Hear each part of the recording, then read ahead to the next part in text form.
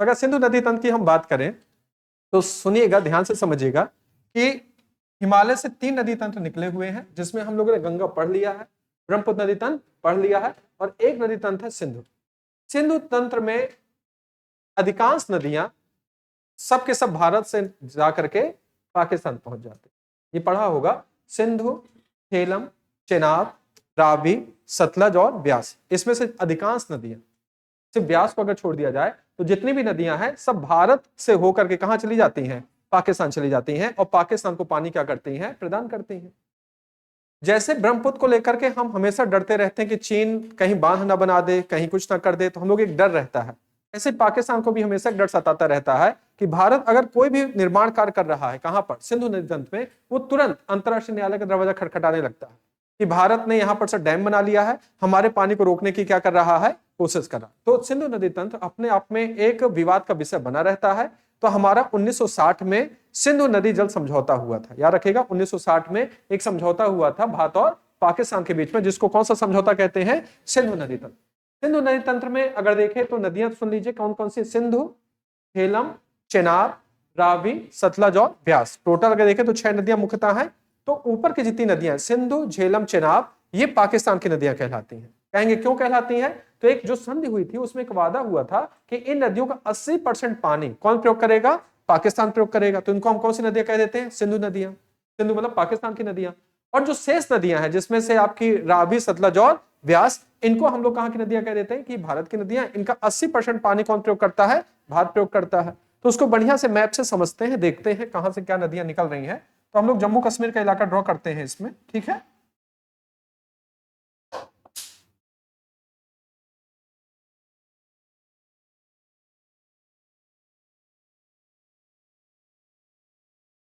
पहले मुझको बना लेने दीजिएगा बेटा, क्योंकि फिर आपको समझ में आएगा अच्छे से। सबसे बड़ी नदी कौन सी है इसमें से? सिंधु है। कौन सी नदी है? सिंधु है। सिंधु नदी ये आकर के ऐसे जो आ रही, इस नदी का नाम क्या है? सिंधु। किसी को याद है कि ये जो नदी है किस पहाड़ी के बीच से निकलती है? लद्दाख और जास्कर। ऊपर है लद्दाख और नीचे कौन सी है? जास्कर। ठीक। इसके बाद यहां पर अगर हम बात करते हैं, ये जो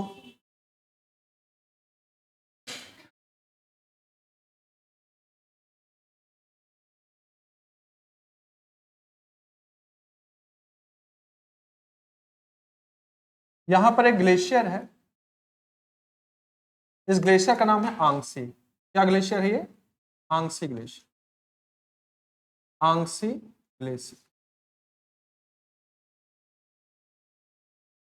आंगसी ग्लेशियर। इसके बाद अगर हम लोग यहां पर देखें, ये आपकी कौन सी श्रेणी है?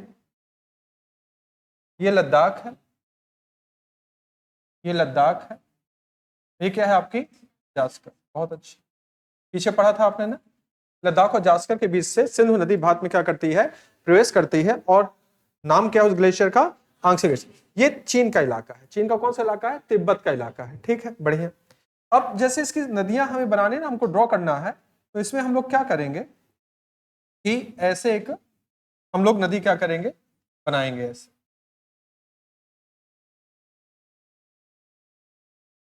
इस नदी को मिला देंगे।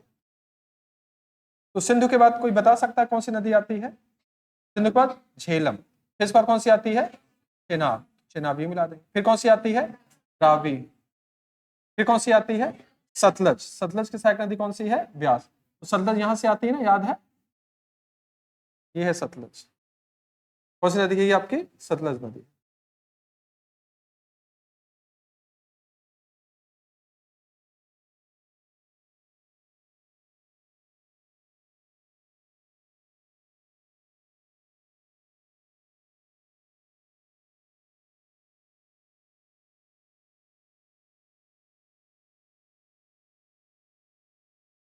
आपकी नदी क्या है? सतलज। एवं मुझको बना लेंगे बेटा, ठीक, तुरंत मत बनाइएगा, क्योंकि इसको थोड़ा सा मैं समझाऊंगा नए सिरे से। एवं फिर से इसको बना देंगे, ड्रॉ कर देंगे। याद करिए नदी कौन सी? सिंधु। फिर कौन सी है? झेलम। ये कौन सी है? चेनाब। अभी ड्रॉ नहीं करिएगा, थोड़ा सा। चेनाब के बाद क्या है? रावी। रावी के बाद क्या है? सतलज। और सतलज की सहायक नदी कौन सी है? ब्यास। कौन सी सहायक नदी है? ये है आपकी ब्यास। और ये सारी की सारी नदियां आपस में एक दूसरे से क्या हो जाती हैं? मिल जाती हैं। अभी ड्रा नहीं करेगा क्योंकि यहां पर मैं थोड़ा सा स्पष्ट करूंगा कि क्या मैं बताना चाहता हूं। यहां पर एक झील है, राकस झील कहते हैं इसको। यहां पर एक झील है, वो झील का नाम कौन सा है? राकस। राकस झील। और अगर आपको याद होगा, यहां पर आगे जब जाएंगे तो एक झील और है, मानसरोवर। कौन सी झील है? मानसरोवर। याद आ रहा है कुछ? मानसरोवर के ऊपर कौन सा दर्रा है? मरियन दर्रा। और मरियन दर्रे के ऊपर क्या है? चेमा युंगडोंग ग्लेशियर। और वहां से कौन सी नदी निकल जाती है? ब्रह्मपुत्र। ब्रह्मपुत्र निकल जाएगी इस साइड और सिंधु आ जाती है इस साइड। ये मतलब बिल्कुल क्लियर होना चाहिए क्योंकि आप पीछे से पढ़ करके अच्छे से आ रहे हैं। यहां पर अगर हम बात करते हैं तो भारत में एक कैनाल बनाई गई है। कैनाल है एक भारत में। आपने सुना इंदिरा गांधी कैनाल? ये कैनाल है, इसका नाम है इंदिरा गांधी कैनाल। इंदिरा गांधी कैनाल, ये इंदिरा गांधी कैनाल है। इंदिरा गांधी कैनाल की अगर हम बात करें तो ये जो नहर इसलिए बनाई गई थी क्योंकि इस इलाके पर अगर बात को देखें तो इस पूरे इलाके पे पंजाब है। यहाँ पर क्या है? पंजाब है। और पंजाब के नीचे क्या है? राजस्थान है। ये इलाका एक शुष्क इलाका है, यहाँ पानी ज्यादा नहीं होता क्योंकि जो मानसून यहाँ से चढ़ता है यहाँ तक आते आते वो अपनी वर्षा क्या कर चुका होता है? समाप्त कर चुका होता है। दूसरा अगर देखा जाए तो पंजाब में अगर देखें तो आपने इंदिरा गांधी का नाम सुना होगा। तो इंदिरा गांधी हरित क्रांति लेकर के आई थी। क्या लेकर के आई थी? हरित क्रांति। याद होगा कि हरित क्रांति क्या है। आज जो भी भारत इतना बड़ा निर्यातक देश बन रहा है, अधिकतर गेहूं और चावल में हम नंबर 1 या नंबर 2 पे, कभी नंबर 1 पे रहते हैं, कभी नंबर 2 पे रहते हैं। तो पहले एक समय हमारे पास खाने के लिए नहीं था, ना हमारे पास गेहूं था, ना हमारे पास चावल था। सोचिए भूखमरी हो जाती थी। इंदिरा गांधी के समय में एम.एस. स्वामीनाथन, जिनको भारत रत्न का अवार्ड मिला हुआ है, उन्होंने कौन सा क्रांति लेकर के आए? हरित क्रांति लेकर के आए। जब हरित क्रांति लेकर के आए तो हरित क्रांति की सबसे बड़ी आवश्यकता क्या है? हरित क्रांति के माध्यम से जो खेती होती है उसकी सबसे बड़ी आवश्यकता क्या है? उसके सबसे बड़ी आवश्यकता है पानी। क्योंकि उसके लिए हाइब्रिड बीज का, संकरित बीज का क्या होता है? इस्तेमाल होता है। तो उसके लिए सबसे ज्यादा पानी की आवश्यकता होती है। आप देखेंगे ना कि गेहूं जब उगाया जाता है तो कितनी बार पानी लगता है, धान उगाते हैं तो उसके बाद कितनी बार पानी लगता है। तो पानी चाहिए। तो पानी तो इस इलाके में है नहीं, तो इस इलाके को पानी देने के लिए हम लोगों ने एक नहर का निर्माण कराया। उस नहर का नाम क्या है? इंदिरा गांधी कैनाल। इंदिरा गांधी कैनाल के माध्यम से ये पूरा पंजाब और पूरे राजस्थान का जो इलाका है इसको खूब पानी मिलता है। छोटी छोटी नहरें क्या की जाती है? निकाली जाती हैं। और इनके द्वारा इस इलाके में अच्छी खासी क्या हो जाती है? सिंचाई हो जाती है। तो इसका जो जगह है इसका नाम है श्रीहरिके। ये जो जगह है यहाँ पर जहां से कैनाल बनाई गई है उस जगह का नाम क्या है? श्रीहरिके। क्या नाम है उसका? श्रीहरिके। श्रीहरिके। यहां से कौन सी कैनाल खींची गई? इंदिरा गांधी कैनाल। और कहां से? जहां पर ब्यास और सतलज आपस में क्या होते हैं? मिलते हैं। एक बार फिर से सुन लीजिए, मैं रिपीट कर रहा हूं, फिर इसको नए सिरे से बना दूंगा पूरे डायग्राम को। सबसे पहले हमारा पढ़ना है सिंधु नदी तंत्र। सिंधु नदी तंत्र का मतलब है कि इसकी जो नदियां हैं भारत से होकर के कहां जाएंगी? पाकिस्तान जाएंगी। इसमें से कुछ नदियां भारतीय हैं, कुछ नदियां क्या है? पाकिस्तान की हैं। प्रश्न ये तो नहीं आएगा, प्रश्न ये आता है कि सिंधु नदी समझौता किस वर्ष हुआ था? तो 1960 में हुआ था। 60 में जब समझौता हुआ तो उसके तहत 80% पानी हम ऊपर की 3 नदियों को किसको दे देते हैं? पाकिस्तान को। और नीचे की 3 नदियों का पानी 80% कौन प्रयोग करता है? भारत करता है। जो पाकिस्तान नदियां प्रयोग करता है 80% पानी, उनको पाकिस्तान की नदियां कहते हैं। और जो भारत प्रयोग करता है उसको कौन सी नदियां कहते हैं? उसको भारतीय नदियां कहते हैं। ये सारी की सारी नदियां अधिकांशतः हिमालय के ग्लेशियरों से क्या है? निकली हुई हैं। और ग्लेशियर से निकलने के कारण यहाँ पर लगातार हर वर्ष पानी कम नहीं पड़ता, क्योंकि ग्लेशियर पिघलते रहते हैं, लगातार पानी की मात्रा बनी रहती है। लेकिन जो प्रायद्वीपीय भारत की नदियां हैं उसमें पानी की मात्रा क्या हो जाती है? कम। क्योंकि पठार में, अब देखिए अपनी केन नदी को देख लीजिए। केन नदी में देखिए बाढ़ आती है, कब आती है? बरसात के मौसम में आती है। जैसे ही पानी बरसता है यहाँ खूब सारा पानी हो जाता है। लेकिन जैसे ही बरसात खत्म होती है और लगेगा कि केन नदी का पानी क्या हो गया है? कम हो गया है। क्यों? क्योंकि ये बरसात पर निर्भर करती है। जितना पानी होगा उतनी आपके पास नदियों में पानी मिलेगा, क्योंकि ग्लेशियर से नहीं, ग्लेशियर धीरे धीरे पिघलते हैं और लगातार पानी को पर्याप्त मात्रा में नदी को मिलता रहता है। तो अगर इस पॉइंट को तैयार करें तो कभी प्रश्न आ जाए कि भाई लद्दाख और जास्कर के बीच से कौन सी नदी प्रवेश करती है? कहेंगे सिंधु करती है। सिंधु की सहायक नदी कौन सी है? झेलम, चिनाब, रावी, सतलज और ब्यास। अब मेन कहानी यहां पर क्या है जो मैं आपको रोक रहा हूं, बार बार रोक रहा हूं। अधिकता तो याद है, सिंधु, झेलम, चिनाब, रावी, सतलज, ब्यास। लेकिन मैं रोक रहा हूं कि अभी मत बनाइएगा, अभी मत बनाइएगा। जैसे मैं आपसे प्रश्न पूछूं कि आप बांदा के निवासी हैं, तो बांदा की एक नदी है केन। केन के किनारे बांदा स्थित है। और केन मिल जाती है यमुना में, और यमुना मिल जाती है गंगा में। तो मैं अगर आपसे पूछूं केन मिलती है यमुना में और यमुना मिलती है गंगा में, तो मैं आपसे अगर पूछूं कि क्या केन गंगा की सहायक नदी है, तो समझ के बताइएगा, क्या केन गंगा की सहायक नदी है? नहीं होगी ना, क्योंकि केन तो मिल जाती है यमुना में ना, और जब यमुना में मिल जाएगी तो उसके बाद केन का अस्तित्व तो क्या हो जाएगा, समाप्त हो जाएगा। वो यमुना के नाम से क्या होगी, आगे बढ़ेगी। और यमुना मिल जाती है किसमें, गंगा। ऐसे यहां पर प्रश्न उठता है कि सर ये नदियां आपस में कैसे मिलती हैं। ये प्रश्न बनाए जा सकते हैं, सिंधु, झेलम, चेनाब, रावी, सतलज, ब्यास। अधिकतर ये क्वेश्चन बहुत आसान है, बड़ा आसानी से समझ में आ जाता है कि यार ये नदियां हैं, ये सब सिंधु की सहायक नदियां हैं। ये सब सिंधु की सहायक नदियां नहीं है। जो नदी सिंधु से क्या होगी, मिलेगी, वही सिंधु की सहायक होगी, बाकी सिंधु की सहायक नहीं होगी। तो मैप पलटाते हैं, थोड़ा सा देखते हैं मैप क्यों। तो मैप पे पहुंचे जरा, मैप लिए हैं ना आप लोग सब लोग, चलिए मैप पे चलते हैं।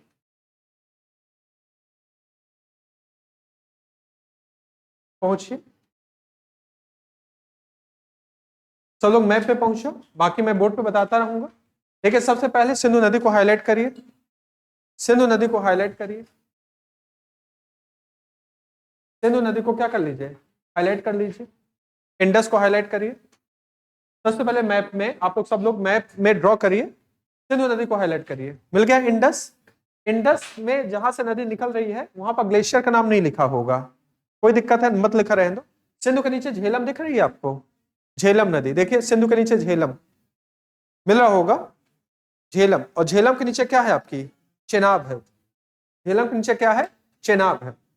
चेनाब के नीचे क्या है, रावी है। रावी के नीचे क्या है, सतलज है। इतना मिला। अब आपसे ध्यान से दिखेगा, ठीक है। अब झेलम के नीचे चेनाब है। अगर झेलम और चेनाब आपस में मिलेंगी तो प्रश्न उठता है कि झेलम और चेनाब जब मिलेंगे तो कौन सी नदी समाप्त होगी। जैसे केन और यमुना मिलेगी तो कौन सी नदी समाप्त होगी, तो केन समाप्त हुई। जैसे यमुना गंगा से मिलेगी तो कौन सी नदी समाप्त होगी, यमुना। ऐसे दिमाग में प्रश्न उठना चाहिए कि सर जी झेलम और चेनाब मिल रही है आपस में। आप अगर देखेंगे एटलस में तो देखिए झेलम और चेनाब आपस मिल रही है, तो जो दो नदियां मिलेंगी, मिलने के बाद एक नदी बचेगी ना, और एक नदी क्या हो जाएगी, समाप्त। तो जो मुख्य नदी होगी वो बचेगी और सहायक नदी क्या हो जाएगी, समाप्त हो जाएगी। तो जानते हैं झेलम और चेनाब में मुख्य नदी कौन सी है, चेनाब है, चेनाब। ये तो आपने तुक्के मारा चीज, यहां से याद कर लो, सिंधु, झेलम, चेनाब, रावी, सतलज, ब्यास। तो झेलम सहायक है किसकी, चेनाब की। यानी कि झेलम और चेनाब जब मिलेगी तो कौन सी नदी खत्म हो जाएगी, झेलम, और चेनाब बचेगी। इसका झेलम और चेनाब में मुख्य नदी कौन सी है, चेनाब, और सहायक कौन सी है, झेलम। यानी कि चेनाब की सहायक नदी कौन सी है, झेलम। तो अब ये जब नदी आगे बढ़ेगी तो किस नाम से आगे बढ़ेगी, चेनाब के नाम से आगे बढ़ेगी। अब ये नदी और आगे चल रही है चेनाब के नाम से। अब चेनाब में मिलेगी कौन सी नदी, रावी। कौन सी मिलेगी, रावी। फिर वही प्रश्न उठेगा कि सर अब चेनाब से रावी मिल गई, चेनाब से क्या मिल गई, रावी। तो अब सर दो नदियां मिलेंगी तो एक खत्म होगी और एक बचेगी, तो मुख्य नदी बचेगी, सहायक नदी क्या हो जाएगी, खत्म हो जाएगी। तो सर ये चेनाब है और ये है रावी, तो सर अब क्या होगा, तो अब यहाँ पर रावी खत्म हो जाएगी। कौन खत्म हो जाएगी, रावी। चेनाब के नाम से क्या होगी, आगे बढ़ेगी। यानी कि चेनाब से जब रावी मिल गई तो अभी भी जो नदी आगे बह रही किस नाम से बह रही है, चेनाब। अब कहेंगे चेनाब से अब सर कौन सी नदी मिलेगी, अब सतलज मिलेगी। कौन सी मिलेगी, सतलज। यानी कि चेनाब से कौन सी मिल जाएगी, सतलज। ये यहाँ पर सतलज मिल जाएगी। अब कहेंगे इसमें कौन सी मुख्य नदी है, तो यहां पर मुख्य नदी हो जाती है सतलज, और चेनाब क्या हो जाती है, खत्म हो जाती है। तो यहां पर बनेगी सतलज मुख्य नदी और चेनाब उसकी सहायक नदी, और सतलज मिल जाएगी किससे, सिंधु से। तो अगर मुझसे अगर प्रश्न अगर मैं आपसे पूछूं कि बताइए सिंधु, झेलम, चेनाब, रावी, सतलज और ब्यास, इनमें सिंधु की सहायक नदी कौन सी है, सतलज। कितना अच्छा जवाब दिया। और अगर प्रश्न ना समझाता तो नीचे विकल्प लिखे होते, झेलम, चेनाब, रावी, कह देते सभी विकल्प क्या है, सही है। यही कर देते सभी विकल्प क्या है, सही है। फिर तो मेरे पास आते, मैं कहता बेटा जैसे पानी बह रहा है वैसे तुम्हारे नंबर भी क्या हो गए हैं, बह गए हैं। नंबर तो बहे हैं, माइनस मार्किंग ऊपर से हुआ है। तो फिर से रिपीट कर रहा हूं, सिंधु, झेलम, चेनाब, रावी, सतलज, ब्यास, ये सिंधु नदी तंत्र है। लेकिन सिंधु की जो मुख्य सहायक नदी है वो सिर्फ क्या है, सतलज है। कुछ चीजें समझ में आ रही, एक बार रिपीट करें फिर से जल्दी से। चलिए, सिंधु के बाद झेलम और उसके बाद चेनाब। झेलम और चेनाब में मुख्य नदी कौन सी है, चेनाब है। सहायक नदी कौन सी है, बहुत बढ़िया। अब चेनाब बचेगी, इसका मतलब अब चेनाब से मिलेगी कौन सी, रावी। अब कौन सी नदी मुख्य है, चेनाब मुख्य है, रावी समाप्त हो जाएगी। अब चेनाब से मिलेगी सतलज, अब मुख्य नदी कौन है, सतलज, और कौन खत्म हो जाएगी, बहुत बढ़िया। इसका मतलब कि अंत में सिंधु से सिर्फ कौन सी नदी मिली, सतलज ही तो मिली। और सतलज की एक सहायक नदी और है ब्यास। कौन सी है? ब्यास। और ब्यास से श्रीहरिके में एक कैनाल निकाली गई है जिसका नाम है इंदिरा गांधी कैनाल। मेरे हिसाब से अब डायग्राम बना सकते हो अच्छे से, अब तो बन जाएगा ना डायग्राम। अगर मैं कह देता तो नहीं बना पाते। समझ में आ रहा है क्या क्या गड़बड़ करते? आप गड़बड़ ये कर देते कि दो नदियां मिलाते, आपको ये नहीं पता था मुख्य नदी कौन सी है और सहायक नदी कौन सी। तो अब बना लीजिए, अब ड्रॉ कर लीजिए, जल्दी से ड्रॉ करिए, सिंधु नदी तंत्र को ड्रॉ करिए।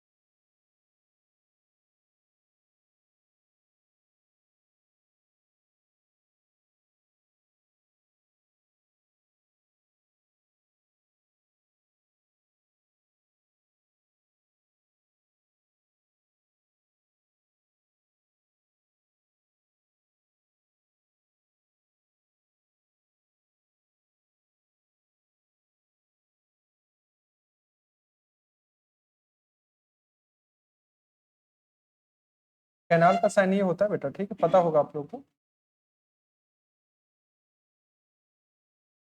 मैं यहाँ पर नाम लिखे दे रहा हूँ, ठीक है, सिंधु, झेलम, चिनाब, रावी, सतलज, उसकी सहायक नदी क्या है? ब्यास। तो यहाँ पर जब झेलम और चिनाब मिलेगी तो आगे नदी किस नाम से बढ़ेगी? चिनाब। किस नाम से बढ़ेगी? चिनाब। बहुत अच्छी।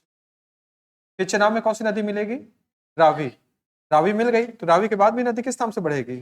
चिनाब के नाम से। बहुत अच्छी, ये चिनाब है। और उसके बाद ये नदी किस नाम से बढ़ेगी? ये सतलज।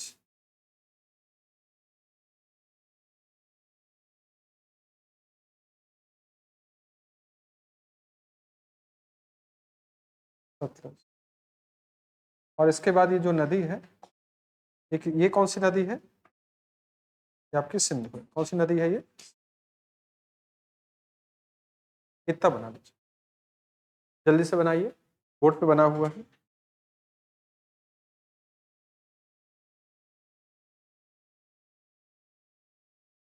ड्रॉ कर लीजिए। सिंधु नदी तंत्र, 6 नदियां हैं। 3 नदियां किसकी हैं? पाकिस्तान की हैं, और 3 नदियां भारत की। किस समझौते के तहत? सिंधु नदी तंत्र समझौता। कब हुआ था? 1960 में। किन दो देशों के बीच में? भारत और पाकिस्तान। बहुत अच्छे, बना दीजिए। 10 मिनट का समय, आराम से ड्रॉ कर लीजिए, फिर लिखवा देते।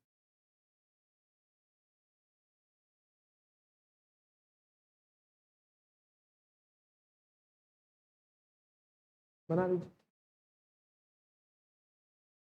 बस शांत रहा करिएगा, क्योंकि थोड़ा सा रिकॉर्डिंग भी चलेगी ना। जितना शांत रहोगे तो लेक्चर बाद में और भी सुन सकते हो जहां नहीं समझ में आ रहा है।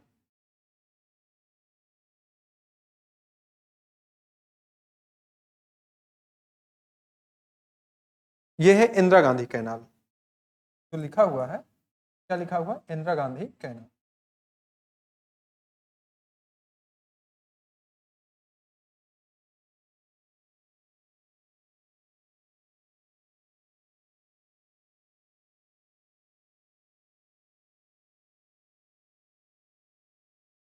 इंदिरा गांधी कैनाल।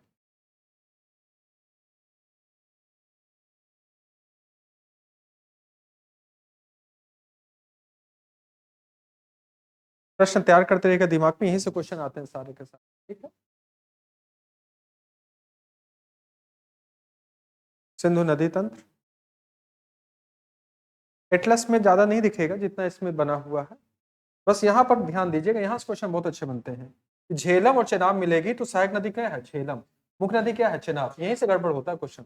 फिर चेनाब आगे बढ़ रही है, अब चेनाब से कौन सी मिलेगी? रावी। तो अभी भी चेनाब मुख्य नदी है, और फिर जब चेनाब से क्या मिलेगी? सतलज। तो फिर मुख्य नदी क्या हो जाती है? सतलज। और सतलज मिल जाती है किसमें? सिंधु में। यहीं से क्वेश्चन पूछेगा। बाकी तो सिंधु नहीं तंत्र सबको याद होता है, सिंधु झेलम चेनाब। क्वेश्चन जब बनते हैं फिर यहाँ से बनते। और सतलज की एक सहायक नदी और है, ब्यास। कौन सी है? ब्यास। तो सतलज की अगर देखा तो दो सहायक नदी हो गई, एक ब्यास और दूसरा चेनाब, है ना। तो अभी हम इसका एक क्वेश्चन करा देंगे नीचे। जल्दी बना ली, 10 मिनट का समय है, बनाइए, ड्रॉ करिए जल्दी से।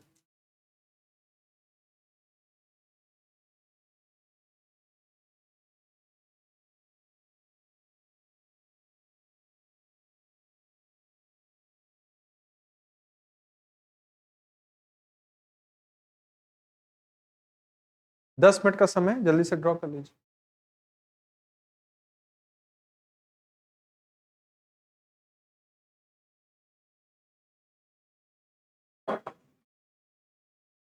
रात दिन पढ़ाई करिए बेटा, ठीक है। आज निकला था न्यूज़पेपर में कि 6 लाख लोग तो उत्तर प्रदेश से बाहर के लोग हैं जिन्होंने पुलिस के लिए क्या किया है? अप्लाई किया है। समझ सकते हैं कि बेरोजगारी का आलम क्या है।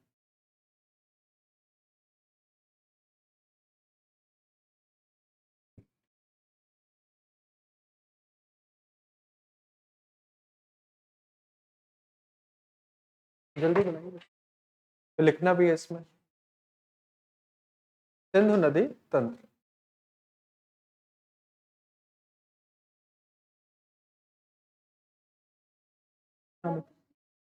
राका झील बेटा, उसके एकदम मानसरोवर है, और मानसरोवर झील के ऊपर की कहानी पता है आपको क्या है? मरियलना दर्रा।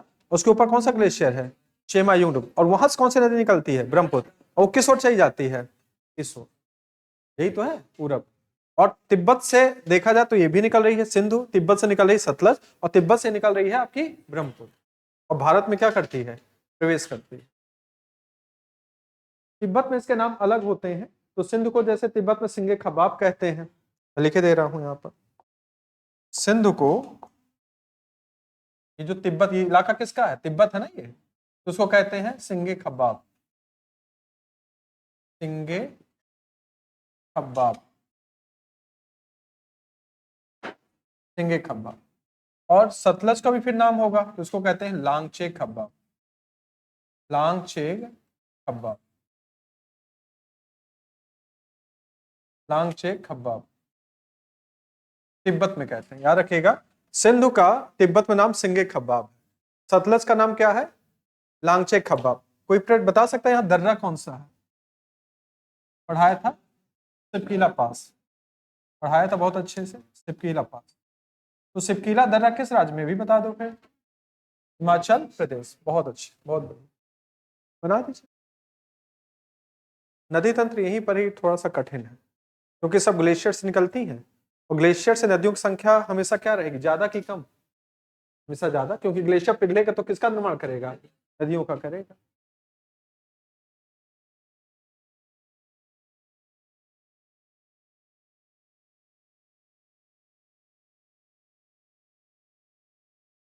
यहाँ पर कुछ एक दो सहायक नदियां और बना देते हैं, जैसे गिलगित है, श्योक है।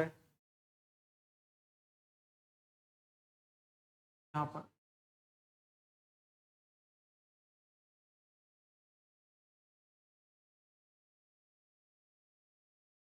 ये नदी गिलगित है। गिलगित याद रहेगा, गिलगित पढ़ा था ना आपने? कहाँ पर है ये? पीओके में। श्योक। यहाँ पर एक नदी और बहती है, अस्तर है, जास्कर है। छोटी छोटी नदियां हैं, अस्तर। एक नदी कौन सी है? जास्कर। ये नदी कौन सी? अस्तर। अस्तर, ये नदी अस्तर है, और ये नदी क्या है? जास्कर। सिंधु की और दो सहायक नदियां हो गई। दो नदियां बना दीजिए सिंधु में, एक ऊपर से इधर, ये है गिलगित और ये है आपकी श्योक। ये है आपकी अस्तर और ये है आपकी जास्कर। दो और बना दीजिए, जो कह रहे हैं वो बना दो, नहीं समझ नहीं पाओगे। ये गिलगित है और ये क्या है? श्योक। ये है अस्तर और ये कौन सी है? जास्कर। इतनी और बना दीजिए। बन गया है मेरे हिसाब से सब। चलिए लिखे इसमें हैंड डालिए। सिंधु नदी समझौता, सिंधु नदी समझौता, सिंधु नदी समझौता 1960 के 1960 के भारत पाकिस्तान समझौते के तहत 1960 के भारत पाकिस्तान समझौते के तहत 1960 के भारत पाकिस्तान समझौते के तहत 1960 के भारत पाकिस्तान समझौते के तहत 1960 के भारत पाकिस्तान समझौते के तहत सिंधु नदी तंत्र समझौता किया गया। सिंधु नदी तंत्र समझौता किया गया। सिंधु नदी तंत्र समझौता किया गया। सिंधु नदी तंत्र समझौता किया गया।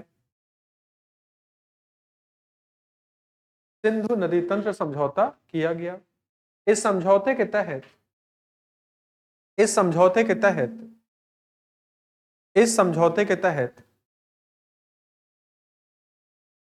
सिंधु झेलम चेनाब का सिंधु झेलम चेनाब का इस समझौते के तहत सिंधु झेलम चेनाब का 80% पानी 80% पानी 80% पानी पाकिस्तान प्रयोग करेगा। 80% पानी पाकिस्तान प्रयोग करेगा। 80% पानी पाकिस्तान प्रयोग करेगा। इस कारण से यह पाकिस्तानी नदियां कहलाती हैं। इस कारण से यह पाकिस्तानी नदियां कहलाती हैं। इस कारण से यह पाकिस्तानी नदियां कहलाती हैं। इस कारण से यह पाकिस्तानी नदियां कहलाती हैं। इस कारण से यह पाकिस्तानी नदियां कहलाती हैं। पैरा चेंज करिए, लिखिए रावी सतलज और ब्यास का रावी सतलज और ब्यास का रावी सतलज और ब्यास का रावी सतलज और ब्यास का 80% पानी रावी सतलज और ब्यास का 80% पानी रावी सतलज और ब्यास का 80% पानी 80% पानी भारत प्रयोग करेगा। भारत प्रयोग करेगा। इसीलिए यह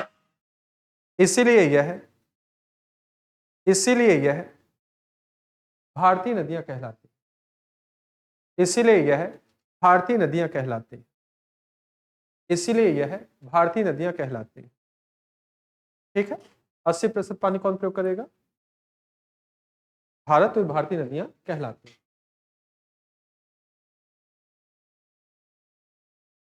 हेडिंग डाल दीजिए सिंधु की सहायक नदियां, डैश करके सिंधु की सहायक नदियां। सिंधु की सहायक नदियां, तो सिंधु की सहायक नदियां में लिख सकते हैं गिलगित। सिंधु की सहायक नदियों में गिलगित लिखा है ना ऊपर, श्योक, ये है गिलगित, श्योक, अस्तर, जास्कर, कोमला के लिखते जाइए। सिंधु की सहायक नदियां, सिंधु की सहायक नदियां कौन कौन सी हैं? गिलगित है, श्योक है, अस्तर, जास्कर, और एक और बताइए, सतलज। बहुत अच्छा, सतलज। यहीं पर गड़बड़ हो जाता है, वो सब दे देगा, झेलम, चेनाब, रावी सब दे देगा, लगा क्या करे यार, सब तो किसकी सहायक नदियां हैं? सिंधु की। वहीं पे क्वेश्चन गलत हो जाएगा। अगला है सतलज, लिख गया यहां तक? चलिए आगे हेडिंग डालिए चेनाब की सहायक नदियां। चेनाब की सहायक नदियां, चेनाब की सहायक नदियां, तो बता सकते हैं चेनाब की सहायक नदियां कौन कौन होंगी?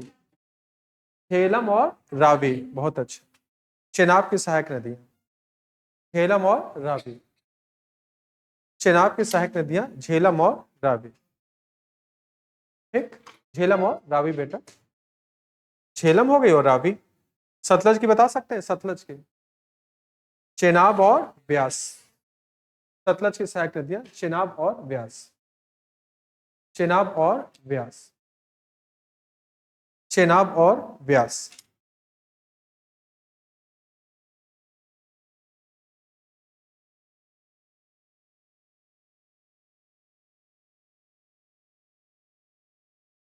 इसमें खड़े डाल दीजिए थोड़ा सा। इंदिरा गांधी कैनाल बना है ना, Indira Gandhi canal, Indira Gandhi canal, Indira Gandhi canal.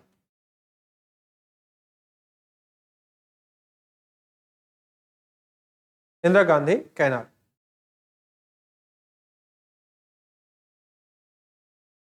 श्रीहरिके नामक स्थान से, श्रीहरिके कहां लिखा हुआ है? श्रीहरिके कहीं नहीं, हटा दिया गया था। ये लिखा था श्री हरिके, श्रीहरिके लिख लीजिए, श्रीहरिके। ठीक है, श्रीहरिके नामक स्थान से इंदिरा गांधी कैनाल का निर्माण किया गया। श्रीहरिके नामक स्थान से इंदिरा गांधी कैनाल का निर्माण किया गया।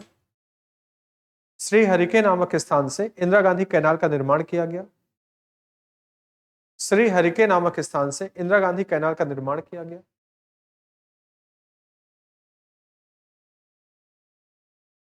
इस नहर के द्वारा, इस कैनाल के द्वारा, इस कैनाल के द्वारा पंजाब और राजस्थान को, इस कैनाल के द्वारा पंजाब और राजस्थान को, इस कैनाल के द्वारा पंजाब और राजस्थान को, राजस्थान को सिंचाई और सिंचाई, कॉमा पीने का पानी, कॉमा उद्योगों को पानी, जो उद्योग धंधे लगते हैं, उद्योगों को पानी प्रदान किया जाता है, प्रदान किया जाता है। उद्योग बेटा, कभी भी कोई भी नहर बनती है तो एक सिर्फ सिंचाई के लिए नहीं होती है, उसका प्रयोग हम कई रूपों में क्या है करते हैं। उद्योगों को पानी प्रदान किया जाता है। थोड़ा सा कुछ थोड़ी बातें लिख लेते हैं नदियों के बारे में। तो हेडिंग डाल दीजिए सिंधु, कौन सी नदी डाल दीजिए? सिंधु नदी।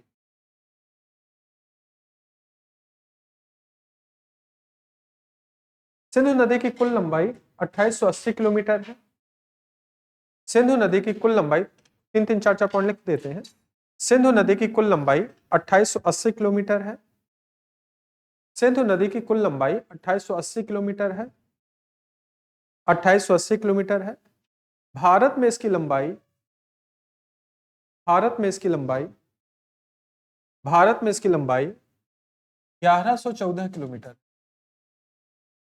भारत में इसकी लंबाई 1114, 1114, 1114 किलोमीटर है। दूसरा पॉइंट लिखिए। सिंधु नदी, सिंधु नदी, सिंधु नदी तिब्बत क्षेत्र में स्थित, आपने कैलाश पर्वत श्रेणी देखी थी ना? सिंधु नदी तिब्बत क्षेत्र में स्थित, सिंधु नदी कहां पर बेटा? तिब्बत, तिब्बत क्षेत्र में स्थित कैलाश पर्वत श्रेणी, कैलाश पर्वत श्रेणी, यहीं पर कैलाश पर्वत श्रेणी है, यहीं तो हम लोग जाते हैं ना कैलाश मानसरोवर यात्रा। कैलाश पर्वत श्रेणी, कैलाश पर्वत श्रेणी में स्थित, कैलाश पर्वत श्रेणी में स्थित ग्लेशियर का नाम बताइए? आंगसी ग्लेशियर। कैलाश पर्वत श्रेणी में स्थित आंगसी ग्लेशियर, आंगसी ग्लेशियर, कैलाश पर्वत श्रेणी में स्थित आंगसी ग्लेशियर, आंगसी ग्लेशियर से निकलती है, आंगसी ग्लेशियर से निकलती है। तिब्बत में इसे, तिब्बत में इसे सिंगे खब्बाब कहा जाता है। तिब्बत में इसे, लिखा हुआ है, तिब्बत में इसे सिंगे खब्बाब कहा जाता है। तिब्बत में इसे सिंगे खब्बाब कहा जाता है, ये लिखा हुआ है। तिब्बत में इसे सिंगे खब्बाब कहा जाता है, तिब्बत में इसे सिंगे खब्बाब कहा जाता है, जिसका अर्थ है शेर मुख, शेर का मुख, जिसका अर्थ होता है शेर मुख। जिसका अर्थ है शेर मुख। सिंगे खब्बाब कहा जाता है, जिसका अर्थ है शेर मुख। यह लद्दाख और जास्का श्रेणी के बीच से प्रवाहित होती है। यह भारत में लद्दाख और जास्का श्रेणी के बीच से प्रवाहित होती है।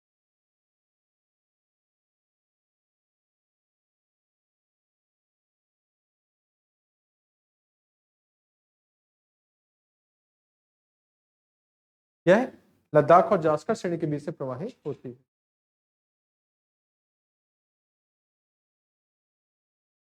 और अंत में पाकिस्तान में प्रवाहित होते हुए अरब सागर में गिरती है। और अंत में पाकिस्तान से प्रवाहित होते हुए अरब सागर में गिरती है। और अंत में यहां कौन सा देश है? पाकिस्तान। और अंत में पाकिस्तान से प्रवाहित होते हुए कहां गिरती है? अरब सागर में गिरती है। अरब सागर में गिरती है। अरब सागर में गिरती है।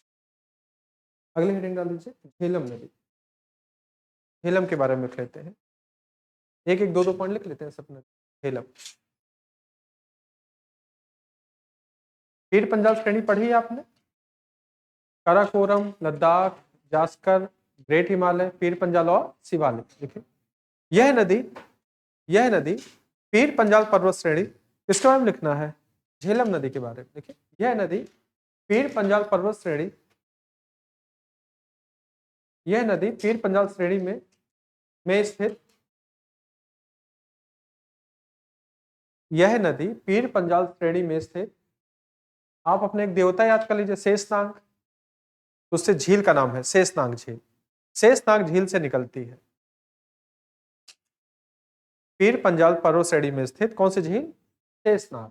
शेषनाग झील से निकलती है। शेषनाग झील से निकलती है।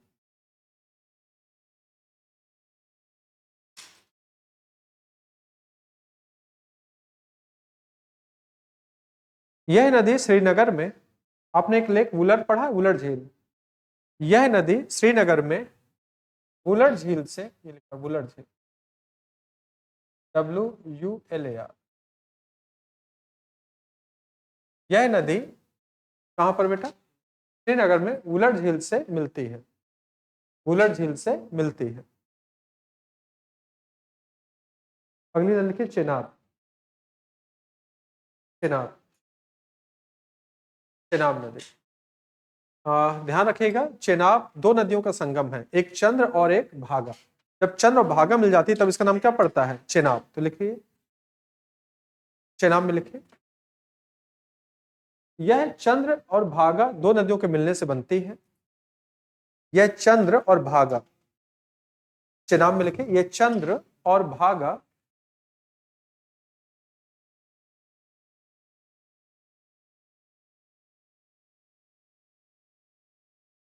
चंद्र, और दूसरी नदी कौन सी है? भागा। ये चंद्र और भागा नदियों के मिलने से बनती है।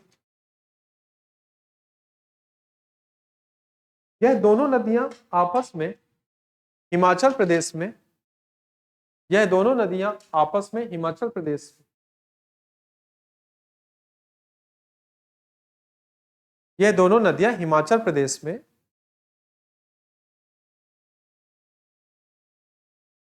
केलांग घाटी के निकट, केलांग घाटी ये लिखा हुआ है,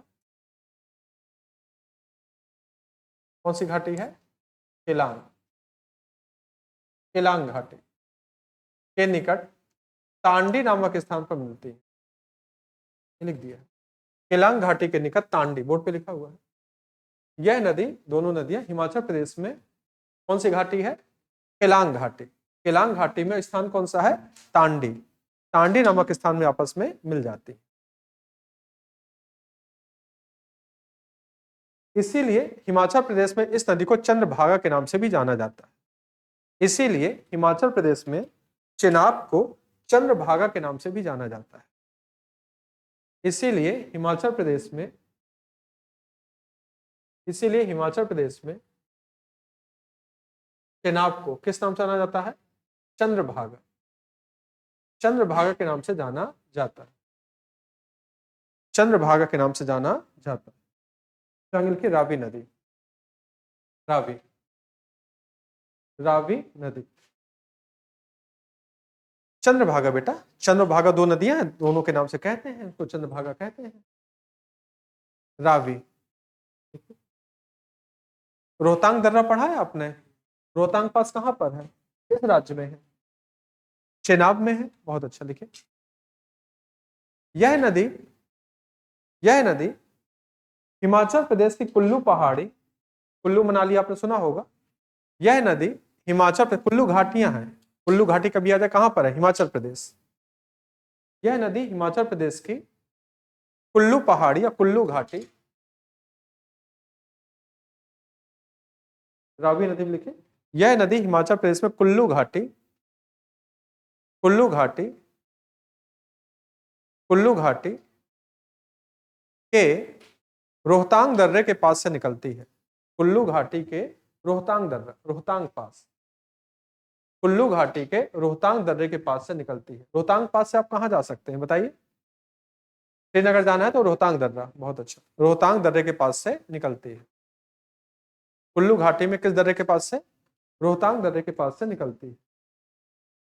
और हिमाचल प्रदेश की, और हिमाचल प्रदेश की, और हिमाचल प्रदेश की चंबा घाटी में प्रवाहित होती है। याद रखिए घाटियां आ जाती है बेटा। हिमाचल प्रदेश की कौन सी घाटी? चंबा, ये लिखा। हिमाचल प्रदेश की चंबा घाटी में प्रवाहित होती है। हिमाचल प्रदेश की कौन सी घाटी? चंबा घाटी में प्रवाहित होती है। हिमाचल प्रदेश की चंबा घाटी में प्रवाहित होती है। फिर आगे लिखिए ब्यास, ब्यास नदी,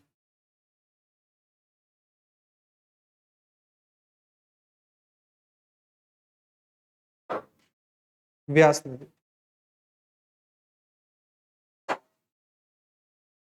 ब्यास नदी, ठीक है। रोहतांग दर्रा आपने पढ़ा ही है ना? तो एक ब्यास कुंड है, कौन सा कुंड है? ब्यास कुंड, किस नदी के पास में है? रोहतांग दर्रे के पास, लिखे ब्यास नदी लिखे। यह नदी, यह नदी, यह नदी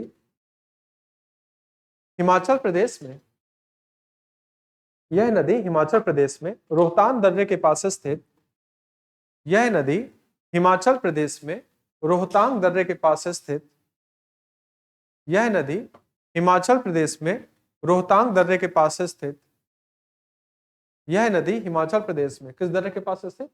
रोहतांग दर्रे के पास स्थित व्यास कुंड से निकलती है।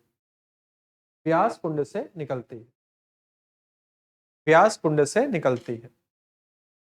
व्यास कुंड, कौन सा कुंड? व्यास कुंड से निकलती है। आप प्रश्न पूछे, देखें दिमाग में कितना याद है, या तो देख के बता सकते हैं। व्यास सतलज से मिलती है, किससे? सतलज से। उस जगह का नाम बताइए, बोर्ड पे लिखा हुआ है, श्रीहरि। क्या नाम है उसका? श्रीहरि। और कौन सी कैनाल निकाल दी गई है? इंदिरा गांधी कैनाल। ठीक है, श्रीहरि के नामक स्थान पर, श्रीहरि के नामक स्थान पर व्यास नदी सतलज से मिलती है। श्रीहरि के नामक स्थान पर व्यास नदी सतलज से मिलती है। श्रीहरि के नामक स्थान पर व्यास नदी सतलज से मिलती है।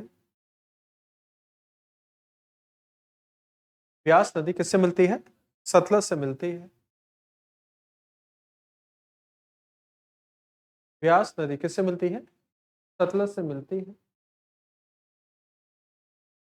यहीं से ही इंदिरा गांधी कैनाल का निर्माण किया गया, इसी स्थान से ही इंदिरा गांधी कैनाल का निर्माण किया गया।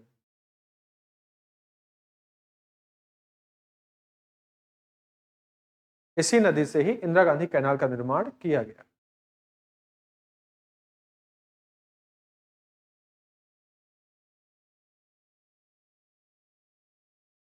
लिखे सतलज नदी, सतलज, सतलज के बारे में पता है? कहां से निकलती है? राकस झील। देखिए सतलज नदी, सतलज नदी,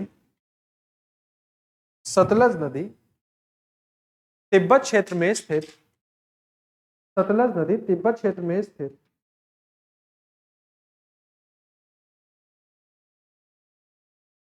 सतलज नदी कहां से बेटा? तिब्बत क्षेत्र में स्थित कौन सी झील? राकस झील। राकस झील से निकलती है। लिखा हुआ देखिए, राकस, राकस झील से निकलती है। तिब्बत में स्थित कहां से? राकस झील से निकलती है।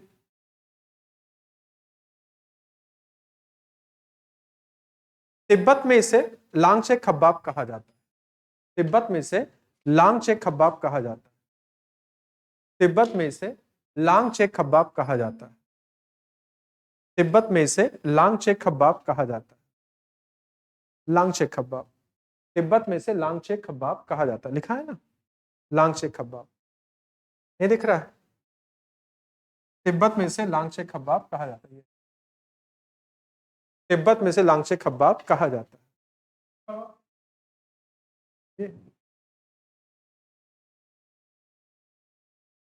सिंगे कबाब किसको कहते हैं? सिंध को। और लांगचे कबाब किसको कहते हैं? सतलज को। कभी भूल जाए तो सतलज नाम बड़ा है, भूल जाएगा तो सतलज नाम बड़ा है तो उसका नाम भी बड़ा है। सिंधु का नाम छोटा है, नाम भी छोटा है, तो कुछ अगर कभी भूल जाता है ऐसे कर लिया कर। लांगचे कबाब कहते हैं। देखिए, यह नदी भारत में सिपकीला दर्रे से होकर गुजरती है। यह नदी भारत में सिपकीला दर्रे से होकर आती है। यह नदी भारत में किस दर्रे से होकर? सिपकीला दर्रे से होकर प्रवेश करती है। यह नदी भारत में सिपकीला दर्रे से प्रवेश करती है।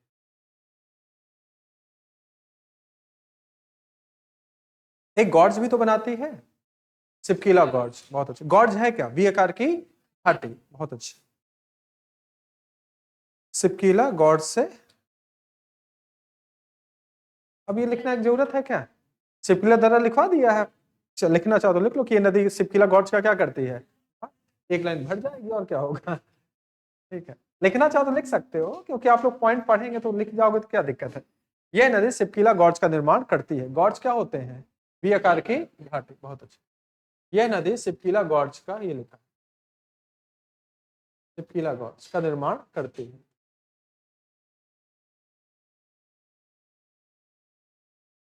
सिपकीला गॉर्ज का निर्माण करती है। ठीक, अगला पॉइंट लिख लीजिए इसमें, लास्ट पॉइंट है। आपने एक बांध सुना, भाखड़ा नागल बांध? भाखड़ा नागल बांध कहां पर है? वैसे पूछो तो डर क्यों जाते हैं? आपको मैंने वन लाइनर में बहुत अच्छे अच्छे क्वेश्चन भेजे हैं, जिसका पुलिस वुलिस का पेपर हो तो पढ़ लेना। भेजा है ना वन लाइनर क्वेश्चन, याद आ रहा है? 2 दिन पहले पढ़ लीजिएगा, जिसका पुलिस का पेपर हो। वही भेजें जो वहां उम्मीद है कि इस तरह के क्वेश्चन। जीके आती है ना उसमें, पुलिस में क्या आती है? जीके, जनरल नॉलेज, कौन बनेगा करोड़पति, ये आता है। तो मैंने भेज दिया कि चलो पेपर है, मेरे हिसाब से उसको पढ़ने में कितना टाइम लगेगा? ज्यादा 2 से 2.5 घंटे में पूरा क्या हो जाएगा, तैयार। आप जब उसको पढ़ रहे होंगे तो ऐसा लग रहा होगा कि इस तरह की जनरल नॉलेज की चीजें हम लोग छोटी क्लास में क्या करके आते हैं, पढ़ के आते हैं। ये जीएस, जीएस के अंदर जीके आता है, ना कि जीके के अंदर जीएस आता है। लिख लीजिए, भाखड़ा नागल बांध इसी नदी पर स्थित है। भाखड़ा नागल बांध कहां पर स्थित है? सतलज नदी पर स्थित है। भाखड़ा नागल बांध सतलज नदी पर स्थित है। भाखड़ा नागल बांध किस नदी पर स्थित है? सतलज नदी पर स्थित है। तो हम लोगों ने अभी काम कंप्लीट किया हिमालय की नदियों का।